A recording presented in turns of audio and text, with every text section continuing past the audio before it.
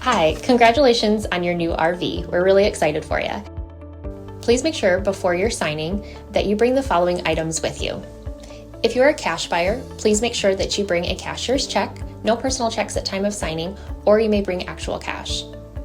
If you're a finance customer, please make sure that you bring proof of insurance listing your specific lien holder. If you need that information, please call us ahead of time.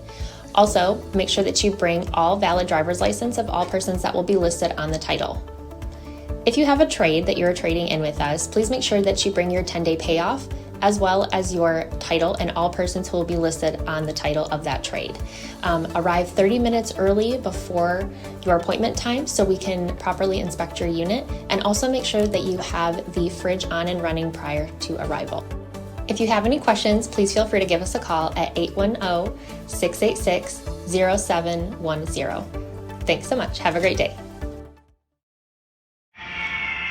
Hello, this is Mike with TradeWinds RV Center, here to congratulate you on your purchase of your No Boundaries 19.8 travel trailer. I'm here to walk you around it, show you how to use a few things, get the best out of your camping experience. Let's start by talking about arriving at the campsite. A couple things to take into consideration. We have room for your awning to come open, and of course your slide. Get a good eye for your slide, see how much room you're going to need for that to come in and out unhindered, preferably nothing hanging over top of it, and leave yourself a walking path. Because the next thing you want to think about is where your water and power is going to connect. Your city water connection or docking station is going to be just behind the front of your off-camp side or your driver's side of your tow vehicle. And your power is going to be right behind your tire on your off-camp side or your driver's side of your tow vehicle. So park accordingly so you can utilize the facilities at the campsite. Once you unhook your hitch, first thing you do is level your unit. You do have a docking light should you arrive at night. Simply raise or lower the unit until you're level. Now, should you lose power, there's a little hand crank right here.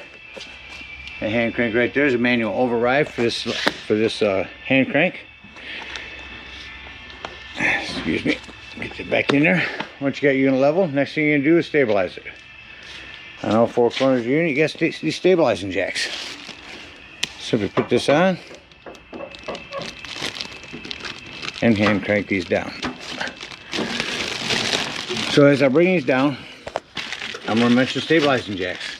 Stabilizing jacks are going to protect the feet of your stabilizing jack pads. Excuse me, are going to protect the feet of your stabilizing jacks from dirt and debris and hot blacktop in the summer.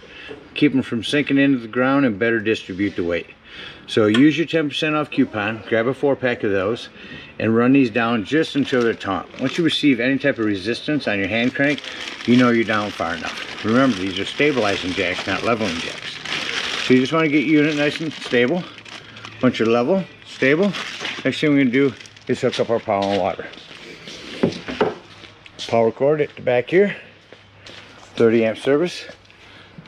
The way these new ones go on, it's a pistol grip here. They go in a little angle. Once they're in, twist to the right, and then put on your black washer. Get your power hooked up, let's hook up our water. Come up here, we're going to hook up at the campsite to city water connection. Use a water pressure regulator because you don't know what the water pressure is at different campsites. Hook that up. Before you turn on your hose, come right here to your hot water heater. You just make sure our drain plug's back in. We may have left it out last time you were camping, draining your hot water heater. Get that back in there nice and tight, and then you can go ahead and turn on your hose. After your hose has been on for a little while, go inside, open up your hot water tap. It's not going to come out hot yet, but once the water is going through there, you know your hot water heater is full and you can turn it on from indoors. Now you do have an electric element down here. It is set to off. The only time you want to turn that on is if you're hooked up to 110.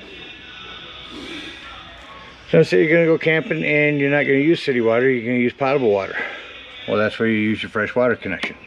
Simply fill this up with a hose. No need for a water pressure regulator. 2 ways to tell when it's full. There's an overflow valve right here, or on the inside you can hold down your fresh water button and that'll tell you when it's full on your fresh water tank. Alright, we got our water and electricity hooked up. Let me walk you around your unit and show you the rest of it. You have your pass-through storage here. City water connection. Excuse me, potable water, city water. Here's your low point drains. Here's where you drain all your waters out when leaving the campsite. This is a plug for your fresh water. Again, your hot water heater. your slide. Going to the back of the unit, there's your cable and satellite hookup for the campsite, your power. Here's your sewage connection, and there's your gallon wastewater holding tank that we'll dump later. Your rear stabilizing jacks. A ladder to go up and check your seams, caulk as needed. Maintain your roof. There's prepped for a Furion backup camera. Here's your black tank flush. We'll talk about that when leaving the campsite. Again, your awning. The awning does have adjustable pitch down if it's raining. Pull down on this, so I'll have all the rain come down on this end or on the other end, wherever you want the water to drain to. Outdoor spray port over here. This is access to the back of your fridge. This is a flue for your furnace. If you run your furnace, steer clear of that, it'll get hot. You have a table and a grill inside the front there. Your table will sit here. And there's your quick connect for the grill. This is a vent for your microwave, porch light. 110 here if you want to put a table, anything outdoors. Your pass-through storage with your mounting legs for your rhino rack. There's your griddle, quick connect LP hose, and table for that griddle. There's a cover for your propane tank. Lefty-loosey to open. Your power tongue jack.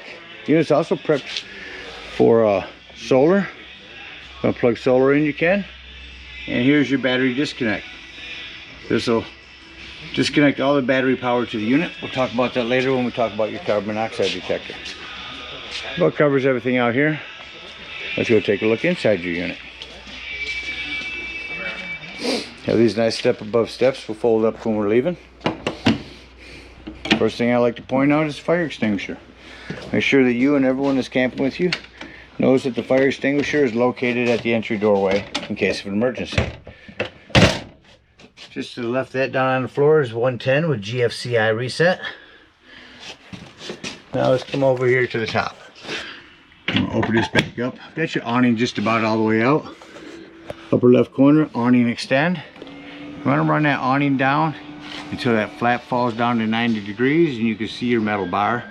Then you know you've dropped that out far enough. Run that back in while I talk about the rest here. Your slide room in and out. Here's your awning light. Porch light. All the interior lights. Below that is your Wi-Fi booster. Bottle openers and keychain. Key ring. Shut it off. Shut your awning light off. Coming down below that is a step light and 110s. You have a light and fan on over your stove here. You will have to get a long lighter, turn this to light, and light these by hand. Below that, your self-explanatory microwave. You have a vacuum system on this.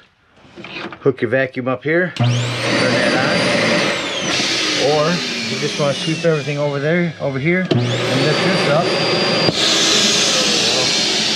Vacuum as well. To your Dometic fridge, let's open up the freezer on top here. Push that in. Push that in. Now you're on auto. Auto means when you're plugged in, you're running off electricity. As soon as you unplug, you're on gas. Or you can lift this button. Now you're strictly gas. Your bunk area. I want to talk about down below that. On your floors, your access panel to your breaker box and fuses. To the right around that corner is a 110 and your 12-volt carbon monoxide propane detector. The reason I mention it's 12 volt, it's always running off your battery. So if you're going to be gone for the day, nothing hooked up to your battery to keep them charging, use that battery disconnect to keep this from running your battery down. Right here in the wall is your furnace. On your bunk area, we will turn on, we'll start with your AC.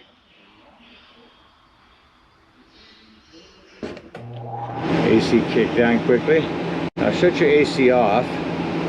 You'll hear that that'll shut off quickly. turn on your furnace. Furnace just kicked on. Now you notice when I shut your furnace off, the furnace fans always take a little bit longer to shut off. Come back into your bathroom here. Couple other control panels, your light for in here. Heated tank system. The pads that are on your tanks down below, your black, gray, and fresh. If you're in inclement weather, you can turn these on and it'll turn that pad on to keep your waters from freezing. Over here is where you check the levels of your tanks. Here's your brand new battery, your fresh water. That's why I said you can hold it in to tell when your potable water is full. And your black and gray tanks. Keep an eye on them and dump as needed. Here's where you turn on your hot water heater. Here's where you turn on your water pump if using potable water. This is a template. It was wired for solar. If you ever decide to get this unit completely solar wired, this is a template for the techs to do this. Coming out here, so I've left all this up. This is how you want to put all of this for travel. Put your table up here and strap that in. Put this end that sets down here up. So you know how to set those down. It's pretty simple. Your smoke alarm. You have individual lighting above your beds. Accent lighting for up in here.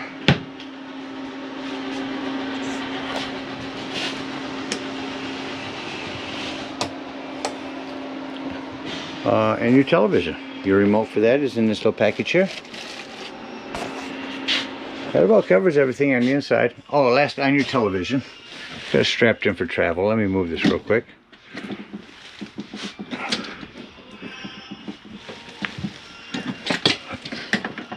Swing your TV around and show you. Right here where your cable goes in, there's a little button to push. That is your digital channel enhancer. Before you run your digital channel scan, turn that on. It's a digital channel enhancer to allow you to pick up more digital channels. TV working here. Put that back against the wall and strap it back in. That'll be easier for me with two hands. Well, it covers everything on the inside. It's act like we're leaving the campsite. So what I like to do is shut off my interior lights. Then I can see all the lights that I need to go through in the unit and individually shut off. And lastly, it looks like your accent lights for up here, which are down here. Now I can come back over. Just remember, if it gets too dark, remember it's the last button up here. You'll be able to feel it. Got everything in. We've got all this up here secured for travel. We'll hit slide room in. Again, make sure nothing's going to impede this slide from coming in.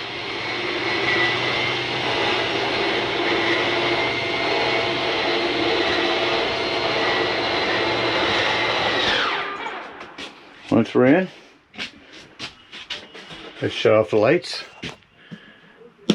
and exit the unit. So when exiting, make sure you've opened this exterior door all the way up so this doesn't catch on it. Lift this up, pull this back to lock that in there. Close your exterior door, lift and turn your handle. Unhook your cable and water. The reason I mentioned cable and water first is so that you can come over here and open up your low point drains. If you're using potable water, you open up that white one. City water, open up those two. Drain those waters, come here to your hot water heater. Lift up on this pressure release valve, hot water is going to come out of here. Once that's done draining, put your handle back down or your door won't close. And then you can pull this low point drain. Close up your hot water heater and head on up to the dump station. Take a sewage hose, hook it up here to the sewage outlet, and pull your black water tank. That's going to be your black handle there. After it sounds like that's no longer draining, leave that black handle open. Hook up the hose from the dump station here to your black tank flush. Again, use a water pressure regulator. Hook that up. With that black handle open, run the hose for a good 5 minutes and wash your black tank out.